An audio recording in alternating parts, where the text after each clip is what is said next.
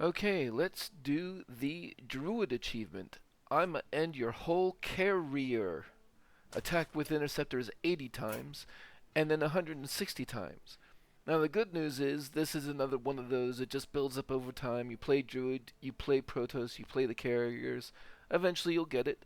160 times is a lot, but remember each carrier is ostensibly 4 attacks at least, and then if it survives, you can even get more out of it. But I think there are a couple of things that we can do to make it a little bit better.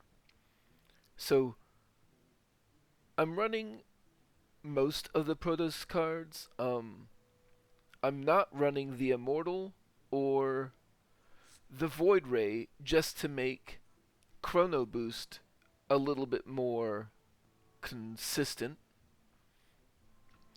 So I've got the carrier. Um, in general, I actually don't like the Warp Gate that much because it's kind of too expensive for the turn that you do play it, unless you have something to do with it on that turn. So, like, Warp Gate Void Ray is pretty good because then you get the Void Ray for free for sure, and then you have the Warp Gate for later. But if you're using Warp Gate to reduce the cost of the more expensive Protoss minions, like you're putting it out there and you're probably not doing the thing on the same turn. So it's kind of like 4 mana do nothing, which doesn't feel great. So I haven't been putting the Warp Gate into every single deck myself, but that's probably mostly a matter of opinion, and I'm probably honestly wrong about that. It probably is a very good card. But in this case, Druid doesn't have very many ways to permanently reduce the costs of the Protoss cards. Uh, you have the Photon Cannons, which can do 1. You have Artanis, which gets it by 2.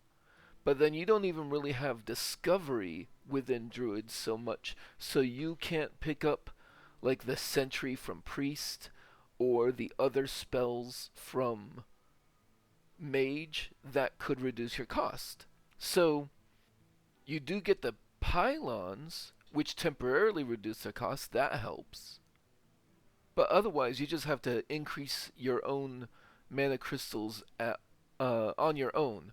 So of course I have new heights in there, not only for the immediate mana crystal that you get, but also for the ceiling of going up by 3 is pretty impactful. I was considering the Splish Splash Whelp, but I just couldn't find enough room in the deck to put more dragons, so I didn't think that they would be reliable enough. So what I do have, though, my way of trying to get more carriers, um, Shattered Reflections. Now, of course, this requires a pretty big mana investment. So once you get them carrier itself down as much as possible, uh, you can use the Warp Gate and the Construct to get the carrier out for even cheaper, and then Shattered Reflections. So if you do this on an empty board, you'll have the 2 carriers, and that will leave room for 5. Um, that will leave for room for 5 interceptors, which is only one more than just dropping a single carrier, but you'll have a whole other carrier in your deck, which is the main reason for doing that. And then I also have Puppet Master Dorian, which has a chance of drawing a carrier and making it only cost 1. And then for partially for that reason and partially for the other another reason, the Gaslight Gatekeepers. So Puppet Macedorian with Gaslight Gatekeeper can immediately get you some value, but also, like, if you just don't have the tools you need to survive at the moment, maybe you do a Gaslight Gatekeeper earlier to try to get the right tools. I do have a couple of Royal Librarians in to help fight off the Death Knight Zergs. Bob the Bartender is just really good. Zola the Gorgon should be able to copy a carrier. A couple of swipes, Frost Lotus Seedlings, uh, Groovy Cats, which does work with the Artanis hero power, and a gift which could be a wild growth for more mana crystals if you need it, or a swipe if you need it, or a fail rage if you just need some armor. And then, of course, the construct additional pylons. Now, this deck feels a little bit top-heavy to me. I do worry that it might just not be fast enough. But I'm going to try it, and then if this didn't work out, I'll stitch it with my edits once I figure out what does work out. But for now, let's go. Okay, so I took out the warp gates because not only did they not end up being truly necessary, but they occupied a spot on the board, which meant less interceptors were attacking. I also took out the construct pylons, because in my first game they sort of got stuck in my hand not doing anything. So in those places I put in a couple of mind control tech. I was kind of, those are almost always worthwhile in this meta.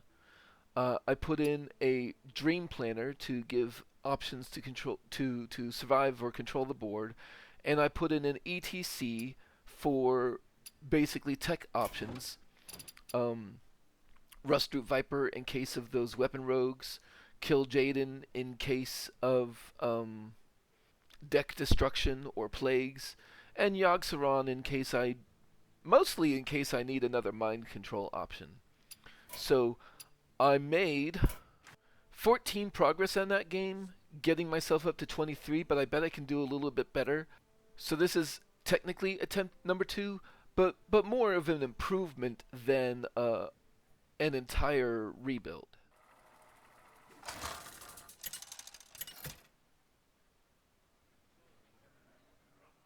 Lunara versus Deathwing.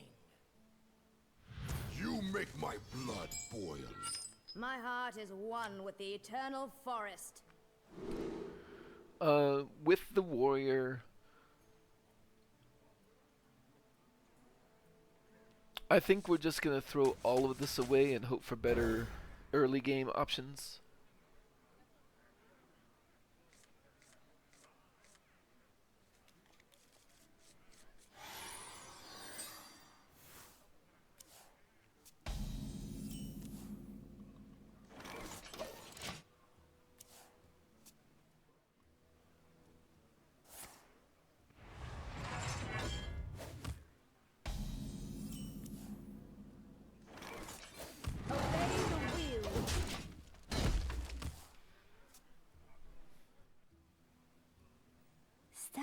And smell the flowers. Unfortunately, the health is too high to activate the Photon Cannon alone, so let's Chrono Boost here. For Artanis.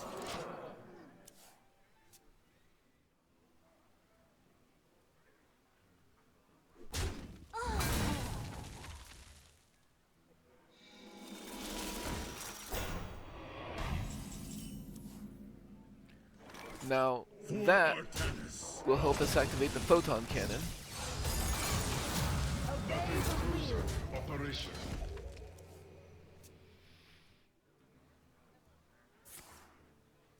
Ready for dust off.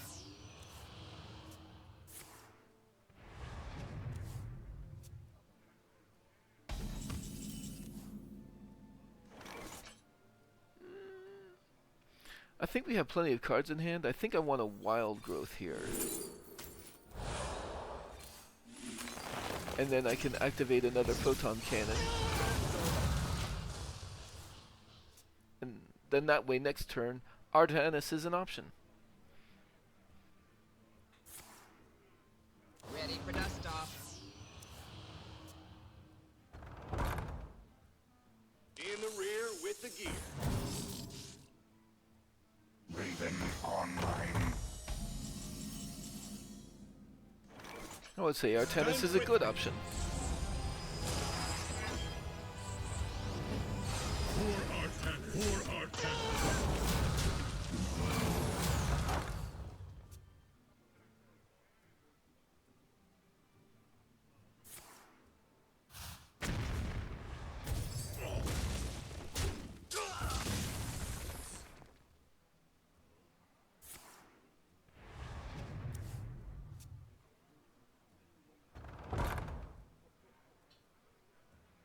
Liberation. Now this sort of happened in the previous game as For well. Artanis. I have a good opportunity to make some progress here with the carrier because I have the other carrier that I can copy later, and here just let's get interceptors started. Face the interceptors.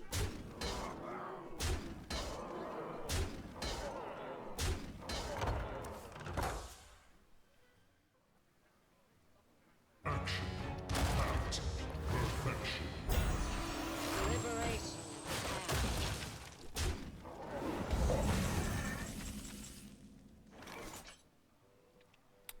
8 combatants enter, and I take the crown. 100%. Let's take their Ziliax. We do not want them resurrecting that. And while we're here, Oh, have you filled out the paperwork?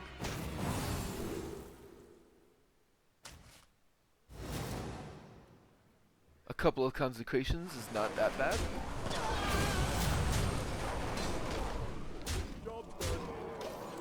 I will not take more.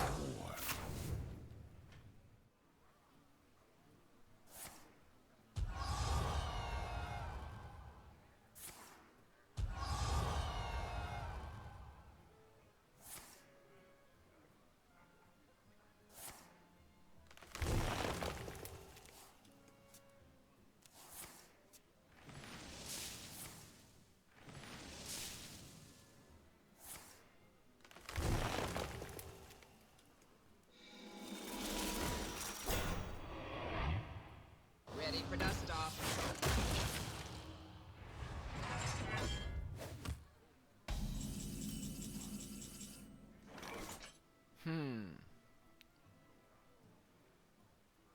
More wishes? He's out No of range. way! 10 cards in hand. I'm not rooting for you! More wishes? No way!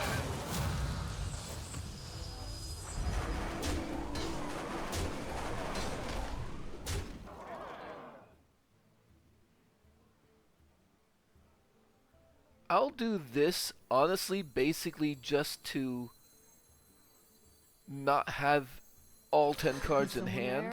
Nobody there. That way I don't burn a card. And then I can go ahead and put that out. And I have things to cast next turn to get cards out of my hand.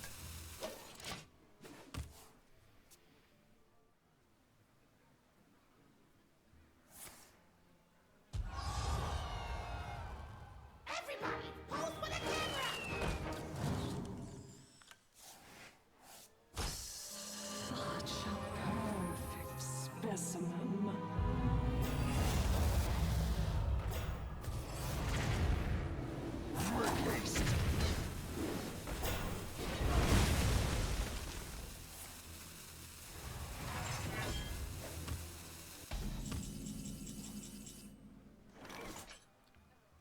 That's kind of funny. These are due back tomorrow. Do that.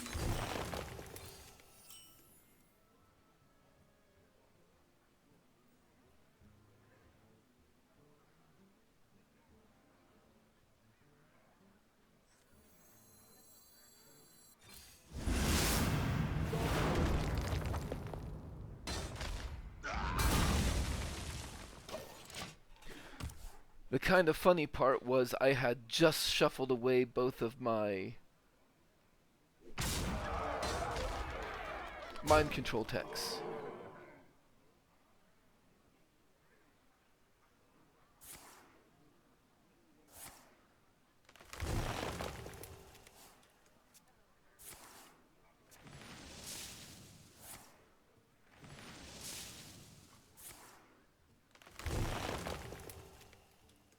There's always room for dessert.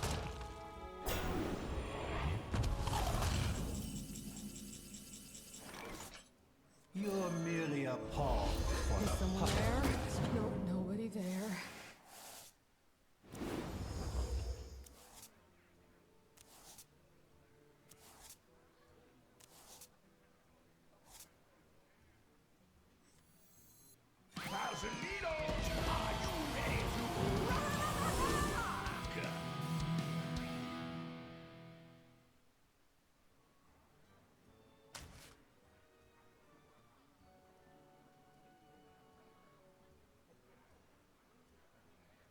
Unfortunately, there's nothing I can do now to survive. I really should not have shuffled away the mind control decks, or maybe I should have realized that I had the Gaslight Gatekeeper last round and tried to get a mind control deck at that time.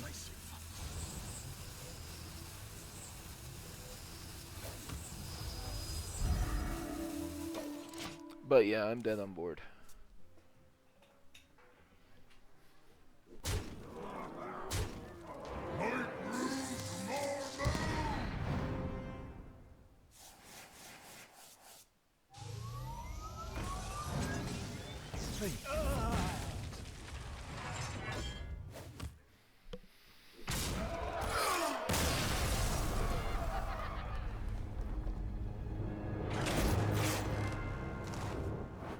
So from 23 to 34 is only 11 progress as opposed to the 14 progress I did in the first game. But also in that first game, the opponent made a lot of play errors, and in this game, I definitely made a play error shuffling away my mind control techs when I knew they had that starship being built. So that was definitely a brain fart on my part. I definitely could have lasted longer. Although also the boom boss had come down, which means the next move probably would have been to E.T.C for Kil'jaeden, and then that would have shut off progress anyway. So I do think this is a better version of the deck. But either way, I hope some of this is helpful, and have a good day.